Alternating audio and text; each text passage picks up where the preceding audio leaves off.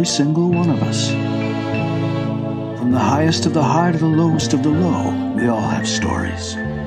Exploring the world for the greatest stories of all time. Hello and welcome. You're listening to the Aron O'Dowd Show. The Aron O'Dowd Show.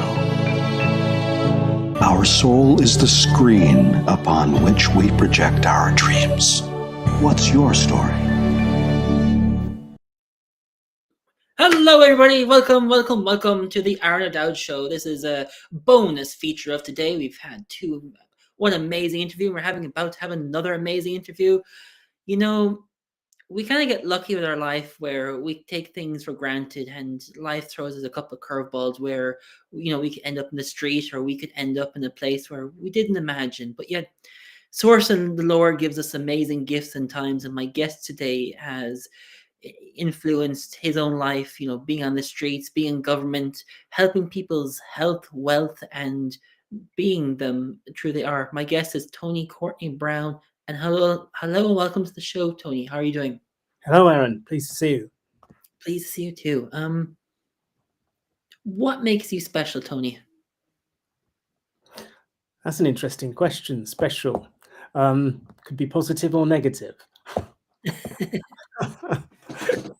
Let's flip a coin and see where it lands. Right. Well, I'll take the positive to start with. Mm-hmm. I've been very fortunate in having had a lot of quite challenging things and also some very good things happen to me. And I've been very lucky to have come through some of the bad things that have happened and out the other end. And I think that has made me both lucky and resilient and able to help other people in similar situations as a result.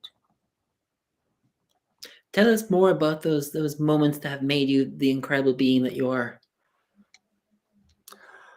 A lot of this I didn't have much control over, so some of it starts with birth. And I came along at an inconvenient time when my father was still at university in Nottingham, and my mother was a student nurse in Northampton living in a bedsit. And that's when I came along and decided to be born. Now, it was quite difficult in those days because my mother was trying to go to work every day and also look after me. As a nurse, she was doing 12-hour shifts. Now, what she used to do was put records on the old gramophones that we used to have in those days. She'd pile them up. And apparently I liked music and I'd be quite happy while the music was playing. But when the record's finished, I'd start screaming the place down. And that led to the intervention of social services and a choice that my mother had to make as to whether to try and carry on the way that she was or whether to have me fostered. And she went for the latter. Wow. That must have been hard and must have been huge to digest at that young age. And I was not sort of aware of much of it at the time, but apparently I went through a number of foster homes until I was getting on for 1 year old, and then I ended up with one particular foster family who were Dutch people, Dutch parents, and I stayed with them for the first 6 years of my life. And that was a really nice, happy period. I didn't really know my birth parents at all, but my foster family were wonderful. Wow. And did you jump from family to family over the duration of your life? When I stayed with the Dutch family, I was there for the first 6 years, so that was quite stable. The big shock came when I was then returned to my birth parents, who I didn't know. And they didn't know me. And I think they had particular expectations of me. And I really didn't know them. So there was a bit of a mismatch. And that resulted in some difficulties between all of us, really. What were those difficulties that impacted you? Well, I hadn't really bonded with my parents because I didn't know who they were. And so at 6, I was just thrown into another family. And I missed who I perceived as being my real family, which was the Dutch foster family. And I didn't know who these people were. And there was a real cultural mismatch. My parents had come from Jamaica, and had a particular culture that they were born and brought up in. And I was born and brought up here, largely by a Dutch family. So I had a different cultural bringing and different cultural norms. And the two didn't quite fit together. So there was some friction on both sides. And I think my father, who was a particularly, how can I put it, very clever man, but really quite, how can I put it? He was quite angry at the way that he'd been treated when he came to this country. And he sort of took that out on other people, myself included. Wow. And, our parents teach us something about us, and that is what ingrains us into the individual we are. But that must have been difficult juggling between two families. I think I was quite lucky in that. I think there's a saying about give me a child until they're 7 or something, and I'll show you the man, something like that. And because the majority of my young life was with the foster family, I had the resilience to cope with what came next, which was quite difficult. However, on the other hand, I did pine for them awfully because I missed them. But then it was trying to juggle between the two, knowing that I had to please my birth parents, who had very high expectations, particularly academically and behaviorally. And I suppose my father in particular tried to mold me into what he thought I ought to be rather than what I was. And was that stressful growing up? It was very stressful growing up. I'd never been hit before, whereas his answer to things was often hitting. And that was both for myself and for my mother. And that was something I wasn't used to at all. And I had to try and get used to that to some extent, and cope with that for a number of years. But it was stressful period. And in growing up into university, did that leave a mental and physical scar as your character in some way? I think that probably started to come out in adolescence. So probably when I was about, I suppose I tried to please my parents and study hard and produce the results that they wanted. However, two things happened. One is that I took the 11 plus and failed, much to my father's abiding shame. And then I was sent away to boarding school, which I was grateful for on one hand, and yet being the only black kid in the boarding school, I encountered some racism, and that was difficult as well until I started to make friends, and that fell away somewhat. Then when I was in my early teens, I fulfilled some of my father's expectations by winning 3 prizes at the boarding school I was at. And then when I was about 14, 15, I went through the usual teenage angst. And I don't know why exactly. Well, to some extent, I used to ask questions in class, quite difficult questions, such as, why do I need to remember this? Why do I need to remember all these dates in history? Like, why did Henry VIII's fifth wife got a head chopped off? And what year was that? Mm-hmm. And I didn't understand why I needed to memorize that or what use that would be to anybody. So I used to ask questions. And then I get put in detention for asking those kind of questions. And then around that period as well, my parents' marriage fell apart and I was put on antidepressants. Not sure I needed them, but I was put on them at the age of 15 and then kept on them for the next 45 years. What? 45 years? What? That's crazy. And this is where life is quite strange, where some things are a negative, which then can become a plus. Mm-hmm. Because I really disagree with putting youngsters on antidepressants and that kind of medication. And yet because of being put on those at that age, it made me start to think about why did that happen? And as a result of that, I ended up doing a psychology degree after I left school, still trying to work out why things happened, why I was like I was, why had I been put on the pills. And without going through that sort of turmoil, I would not be doing what I do now, which is, as far as possible, advocating holistic health and natural methods of healing. So what started out as something which looked very negative, many years later, has turned, certainly for myself, into a positive. It just shows you that we can heal ourselves with the depth of knowledge that, something on that long can be healed. It can. And the strange thing was that I was told I'd have to take these pills for the rest of my life.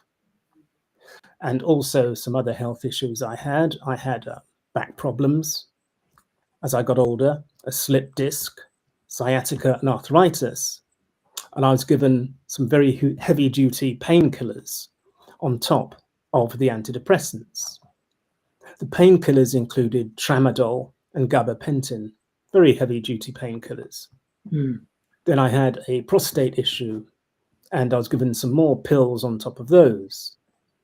And at one point, I said to the doctor, what happens when you mix those, and those together? They said, we don't know.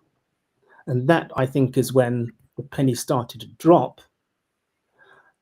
And I thought, not enough work goes into looking at what things mix, whether they ought to mix, or what the impact of mixing all these different drugs are. Now, at the moment in the UK, I think there's a figure of about 50% of people aged over 65 who take 5 or more medicines a day. It's called polypharmacy. And when I think about what I went through, and I'm starting to think, what does the average person over 65 now go through on 5 different drugs a day? What is the effect of mixing all those together? And it's something that we just don't hear much about. But then when we look at, I don't know, statistics in this country, we are supposed to be one of the most technologically advanced societies. And yet at the moment, there are 2.8 getting on for 3 million people off sick. Now, the government's response, rather than thinking, what's going on here? What's the root cause of this? Why are so many people sick? The latest response is to cut benefits, which I think is a really bizarre response to this. And again, my whole thing is getting to the bottom of the root cause of the illness. Now, that's to do with individuals, but surely a government ought to be looking at why on earth nearly 3 million people are off sick and why 9 million people are on benefits. And that's the number that they want to cut, rather than thinking, what's the cause of this? What are most people off sick with? How did it start? What can we do to change it? Very strange way of looking at things, in my opinion. It is strange. And someone that was one of those statistics, you found a way to be able to heal yourself. Tell us how you were able to make that change. As I sort of got older, I went through life's usual ups and downs. I found myself homeless at one point. Then I was fortunate to meet some other homeless people and set up a short life housing co-op, which put a roof over our heads. But I was unemployed until one day I went to the Dole office to sign on, and they said, we've got a job for you. I said, what's that? And they said, this side of the counter, you start Monday. So I started my working life in the benefit office. And then I saw how that was set up. And again, that made me quite angry, because part of the role was to work out ways to deny people from having benefits. The system was so labyrinthine and complicated, it was very difficult for most people to work their way through it, let alone if you worked in it. Then I was quite fortunate in moving on from there to find a job advising homeless people, again, using my own experience of being homeless, to help them obtain a roof over their heads as well, before eventually getting a job with the local authority as a housing officer. Now, when I started that, I looked around again and thought, this system's, it's infuriating. It's not helping the people who it really ought to help. And some of the decisions that are being made, in my opinion, were not right. So I made it my ambition to get to the top of the greasy pole as fast as possible and change the system. Well, 8 years after starting as a housing officer, I found myself as a director of housing and working directly for politicians, and then realized that I'd been quite naive. It didn't really matter what position you were in as an officer, you worked for the politicians. And some of what you're required to do was either impossible and sometimes unethical. So that was a real eye-opener.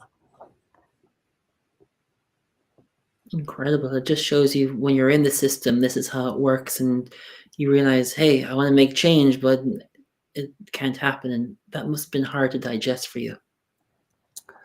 It was hard to digest, and it was something that never sat very well with me.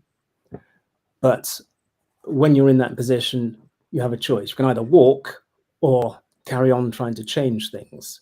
And even if you couldn't change the whole system, you might be able to make a few changes for individual families or households or people along the way. And so I stuck with that for as long as I could. And when you stuck it for as long as you could, what did you do next? Well, then I got called in one day. For about 4 years, whilst I was in that position, the council was hung, which meant that there was no overall control. So no political party was in power. It was split evenly between them. And so what happened was every day, somebody from one party would walk in, say the Labour Party, and say, right, if you don't prioritise our policies, we're going to sack you. Okay. 5 minutes later, the Tories might come in and say, if you don't prioritise our policies, don't tell me, you're going to sack me.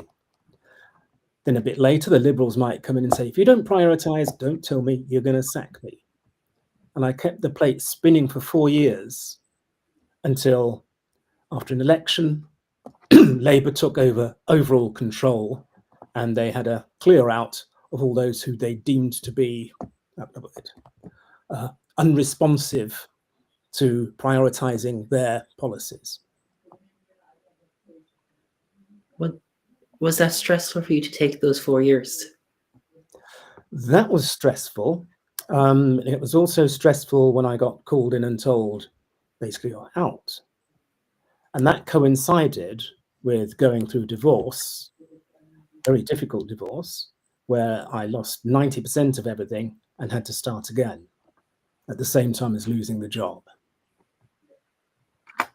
Wow, that wasn't hard to digest again, you know? Yeah, the timing of all that was not great. No.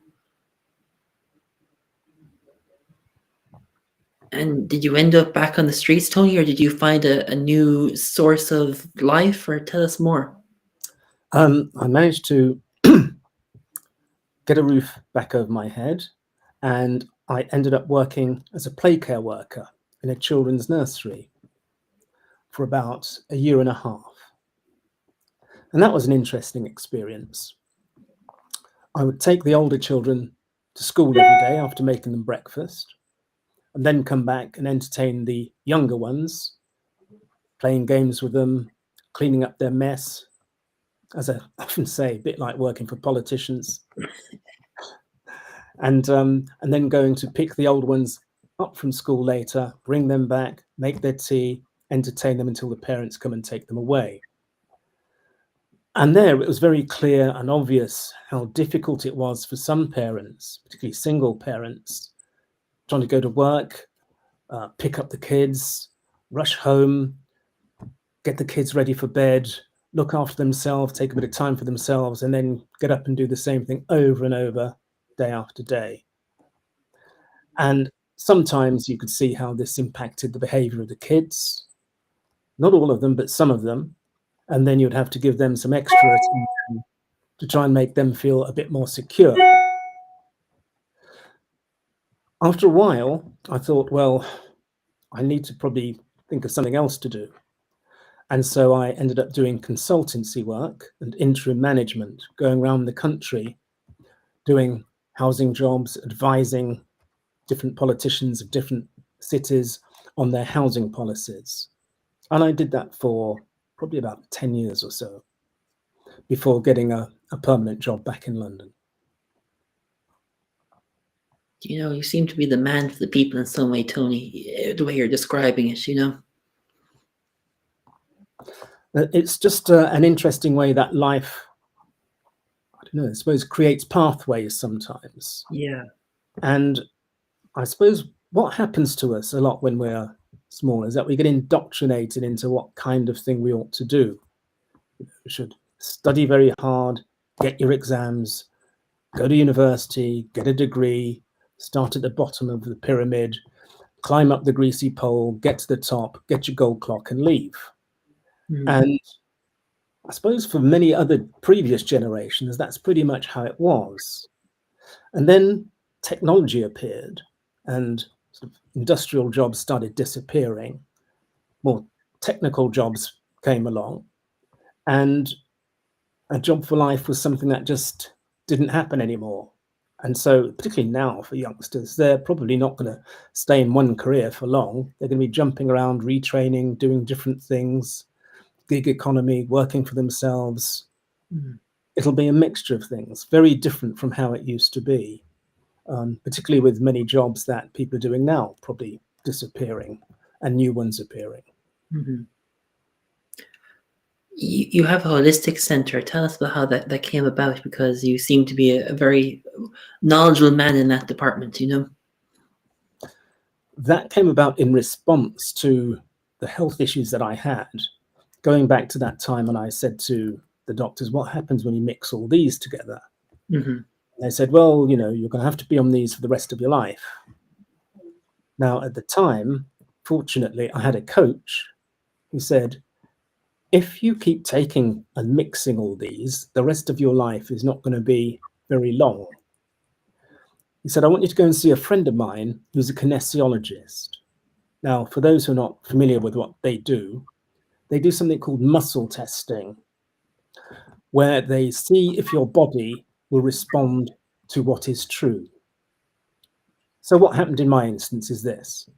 I had to take all the 24 pills a day I was taking down to this chap, and he made me hold my arm out like this, and he tested my muscles against the frequency of the pills, and he said, your body doesn't want any of this stuff at all, and it's making you more sick. You need to stop. Now I said, oh, but the doctors told me I've got to take them forever. And he said, no, not a good idea. And don't do this at home, anybody, please. What happened is that he gave me some vitamins and minerals, and I just stopped taking the medication. Now, you can imagine I'd had 45 years of taking a mixture of medication every single day. To just stop, not a good idea. And I shook and sweated for about 2 months and felt very, very uncomfortable, to the point where I rang him back up and said, I can't hack this. I need to go back on the pills. And he said, no, go and get some colonic irrigation. Now, I went to see a lady who performed that function, and she said, have you ever tried bioresonance? Which I'd never heard of. Now, the colonic irrigation did its job by washing out all the chemicals quicker than might otherwise have happened, and saved me an awful lot of discomfort. I then went to go and see this chap who was a bioresonance practitioner. And I thought, how does this work?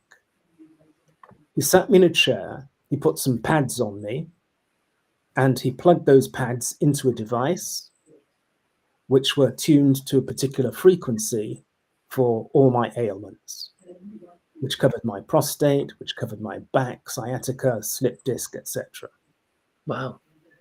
And we started with the prostate.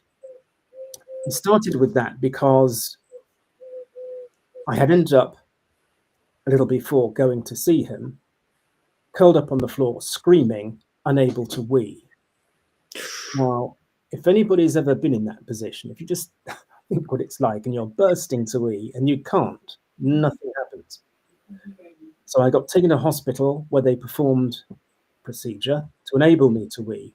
Very uncomfortable procedure, but I was so relieved to be able to wee in the end. And they said, looks like you have a prostate issue here. Don't know if it's cancerous.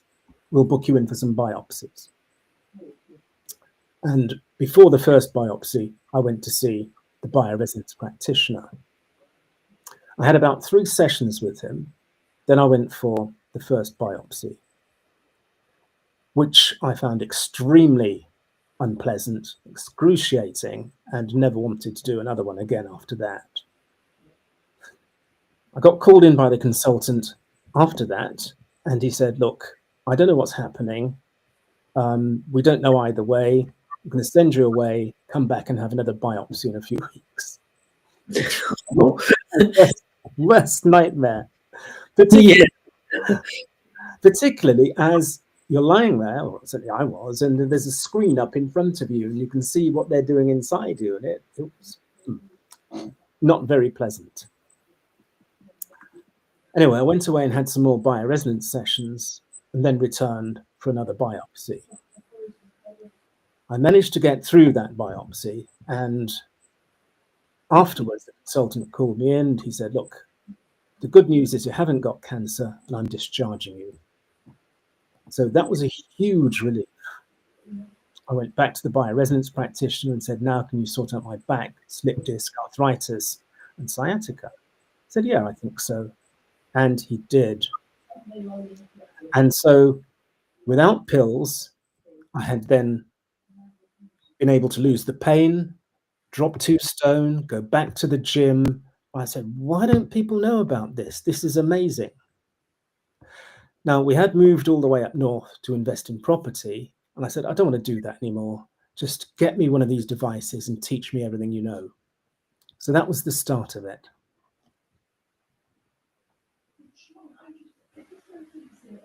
Wow. It's just shows you that you decide, hey, it heals me, it figures me out. Let's pack it up and do all this bioresidency stuff. And that was probably the beginning of your next chapter of, I'm going to help people get the education and experience and wellness to be able to heal themselves, right? That was it, yes. Wow. And how did that feel? Sorry, go ahead. Then we went on one of these weekend courses run by somebody called Ryan Pinnock. And what he does is put people back in touch with their intuition. Sort of quite a spiritual kind of thing. Not religious, but spiritual. And while on this course, I met somebody who said, what do you do? And I said, well, not sure what I do at the moment. I explained my health issues and said, I've just got this device, not sure what to do with it. And she said, I have got a physiotherapy clinic in Wimbledon. I think that my clients would like what you do. Why don't you start up in my place 1 day a week? Now, we were in Halifax at the time and thought, okay, that sounds a good idea. Let's try that. So we started, and then COVID hit, and everything just went haywire for us as it did for everybody. So then that sort of came to a halt.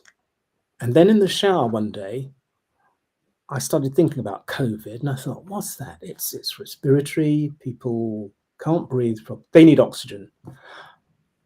Got out of the shower, said to my wife, we're going to go and get an oxygen chamber.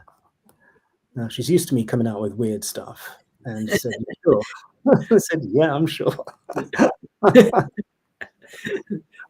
So off we went to all the way down to West Sussex, where they make these things, and tried it out.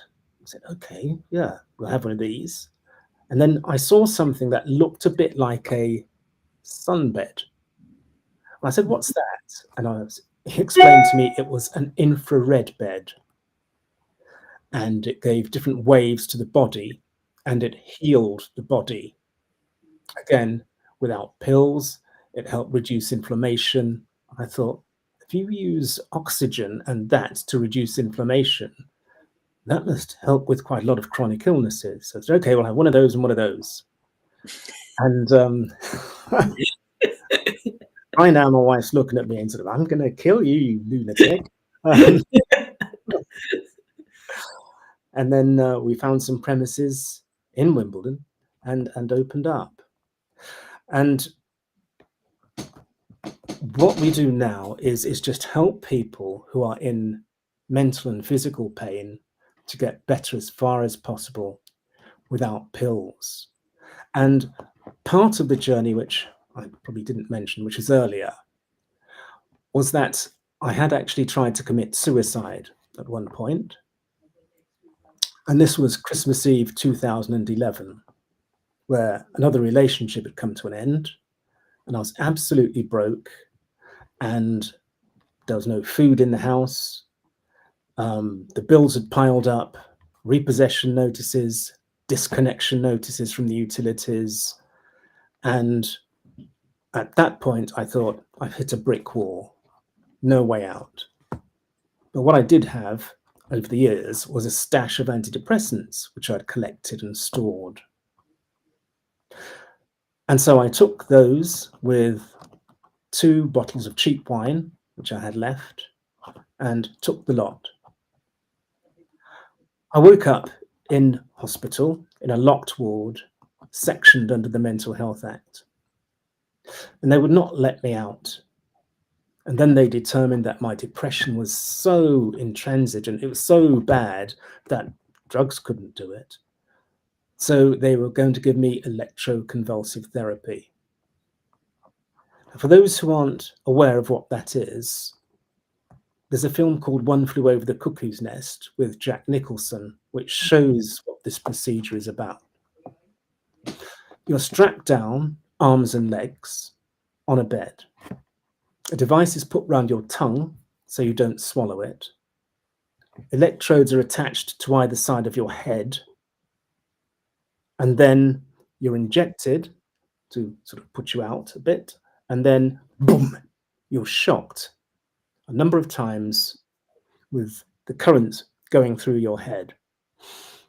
Now, this is supposed to cure or alleviate depression. I'll be even-handed about this. Some people said, oh, well, yeah, it helped me a bit or whatever. Didn't help me at all. What it did do is destroy parts of my short-term memory. And so I have a particular view about it, which is that it's not a good thing. And it's something that used to happen a long time ago when they used to do lobotomies even, and they thought that was a good idea. So I have yet to be convinced by the science or anything else that electroconvulsive therapy is anything other than negative. They would not let me out of this place because I didn't have anyone who was my so-called responsible adult to look after me. Luckily, one day when I was a bit more lucid, sitting there on the ward, still doped up, I found a computer in the corner, booted it up, and started scrolling through Facebook. And luckily, I found the name of a friend who I recognized from school years ago, who I actually hadn't seen for 30 odd years. And I messaged him and said, long time no see, could you do me a favor and come and spring me from a mental hospital? And bless him, he and his wife drove all the way down from Warwickshire to Harrow in North London, the hospital I was in, and said, we are his responsible adults, now let him out. So just to go back to what we were saying at the beginning, Aron, I've had some really quite unpleasant things happen along the way, but just as I've peered over the edge of the cliff, something or someone has pulled me back and changed my fortune each time. And that is something that I will be forever grateful for. And also, it just makes me more determined to help other people get well and stay well naturally. Tony, and looking back at what makes you, strong now, the school of hard knocks to get you where you are, do you feel like it was part of your story to be able to help people where they are now? Yeah, I think that's why it happened that way. And, more and more people I meet who had a similar journey now end up doing healing work or helping people in a way that they have learned from. So be that in the field of health, education, finance, whatever, Mm-hmm. it seems that a number of people had a similar kind of path. You go through the school of hard knocks for a reason. And that reason is A, to teach you some lessons so that you can learn some things, and then take what you learn and hopefully help others with it. Oh, yeah, for sure. And do you feel and understand your mission from God is to be here and to do what you need to do? If you asked me that 10 years ago, I would have said, you're having a laugh, have another pint of lager. Now, I think, yes, it's quite probably that. Otherwise, I don't see how things would have panned out in the way that they have. And I presume that's your legacy, to leave people happy, healthy lives. That is certainly what I'd like to do. And it will go way on beyond my life as well, when other people are doing something similar. But it's something that's so needed. At the moment, I think that our bodies are, and our minds actually, are sort of under assault from a number of different areas, from what's in the food chain, the way that food is produced. It's not done in the most healthy way.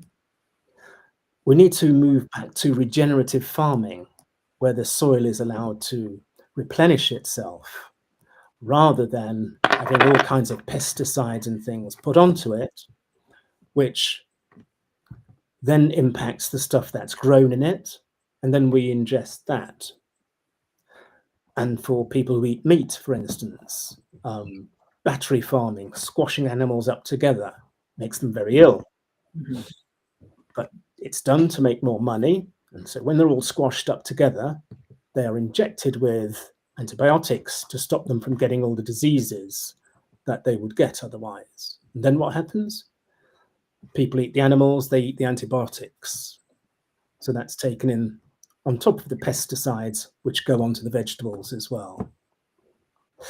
Then the water is often not cleansed to the standard that it probably ought to be. And it's very difficult. I mean, there are lots of programs on. I think there was one last night actually about Thames water and the scandal of what happens to our water. So if our food's not great and our water's not great, what about the air? Well, the air obviously contains everything that's in the food and the water as well. And I suppose really until everything is cleaned up, it's going to be difficult. But what we can do is mitigate against some of the worst excesses of what's in the food and the water. So for instance, rather than just buying food that's wrapped up in plastic, we need to understand that plastic leaches into the food. And then if we eat the food that's got the plastic in it, the plastic is ingested, and over time that builds up inside us as well and doesn't do us any good. They're called forever chemicals. So we need to reduce the number of things that are wrapped in plastic, which we consume, and have things that are fresher so that they don't need to be transported halfway across the world. Now, this might be inconvenient because it might reduce the amount of choice of food that we have, but it's probably a healthier way to live. The other thing is that if we pick up a lot of food packets in the supermarket, have a look at the ingredients and see how many words you cannot pronounce with regard to what is inside the stuff that you're about to purchase. Those things are not meant for human consumption. They might preserve food for a long time, but it doesn't mean it's good for us. So there are quite simple things that we can do and need to start doing to preserve our health. The other thing is that as a society, we are over-medicalized. And in particular, that happens with children as well. So rather than taking lots and lots of pills from a very early age, we need to go back to Mother Nature.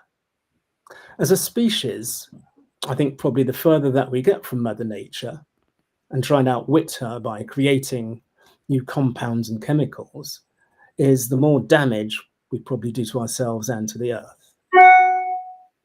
Others may beg to differ, but certainly from what I've seen, the nearer that we stay to natural, holistic living is the healthier that we will be. But that has to be weighed up against people's profits. And I think that's where we find ourselves as a species at the moment, at a crossroads. Oh yeah, for sure. Tony, before we wrap up, is there any messages in your soul that you feel like you need to tell us, or messages that will leave us with, oh man, I got advice, I got impact, I understand where he's coming from? Because it sounds like you're a very deep soul who has deep experiences and is on a mission to change people's lives in some way.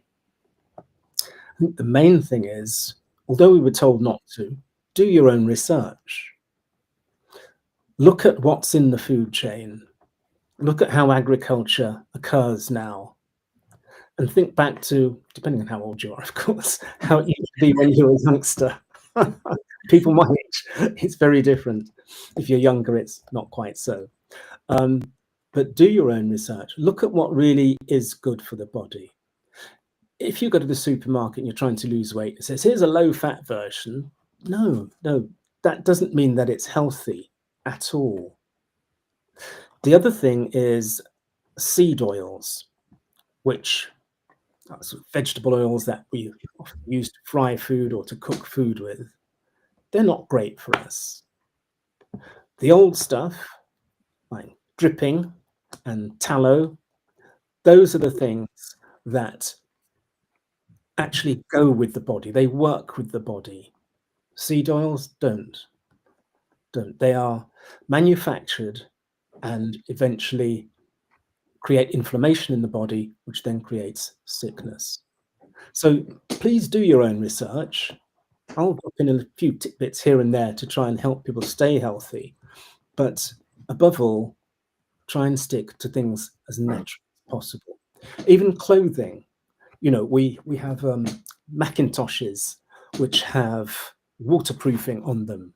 Those waterproofs seep into us. We have, for instance, non-flammable pillows, bedclothes. All of those are chemicals which, again, get into us. Toiletries, perfumes, they all have chemicals which go right through our skin and into us and impact our endocrine systems and upset them, making us ill. So I suppose my abiding message is, please think about what you take in through your mouth, your ears, your eyes, and just try and stay as natural as possible. Fabulous. Tony, where can people find you to learn more and to experience your experiences? You can find us at Total Body Health Limited, Total Body Health Wimbledon. We have a website, www.total-body-health.com. And on there, you'll see some videos, you'll see some blogs, and what we do to try and help people remain and stay healthy. I think he even provides a once a month or once a week walks, or everyone walks and they get to shoot the breeze and share their opinions, ideas, and thoughts, right? We do in Wimbledon, we have something called the Walk and Talk. Every Saturday morning, a group of people who live locally gather and walk for between 1 and 2 hours and just talk. Now, on those walks, some people say, do you know, this is the most I've spoken to somebody all week. And what you've raised there, Aron, is a very important point. Loneliness is one of the biggest killers out there at the moment. And when people are stuck at home on their own, without friendship, without companionship, it's very difficult. Now, on these walk and talks, you can meet anybody whatsoever and get chatting about anything whatsoever. And it's a way, A, to get to know your neighbours, B, to explain what your views are on life in general and listen to others as well. And for some people, that's a massive, massive plus. For someone who's been at home all week on their own, it's great for them to be able to get out and shoot the breeze with you, tell you what's on their minds. It's wonderful. And again, costs nothing and it's natural. Tony, I want to say thank you so much for what you do and being on the show to share the true essence that you are, man. It's a blessing. Thank you, Aron. There you go, everyone. Another incredible superstar soul changing the world in their unique, special way through their own unique school of hard knocks. And just shows you our health is our wealth, and how you want to invest in your health is how you live your wealth. So stay tuned next Tuesday at 4 p.m. UK time, 11 Eastern Standard Time, where we talk to an incredible legend who's forging the incredible life that they are. So take care, and remember, you're a rock star. Thank you for listening to the Aron O'Dowd Show, where the world's best stories are told. If you like, please post a review or subscribe to the show. To find out more, contact us at aronodowd.com. That's ARONODOWD.com. We're always ready to share another magnificent tale from the world's best storytellers. So stay tuned and rock on.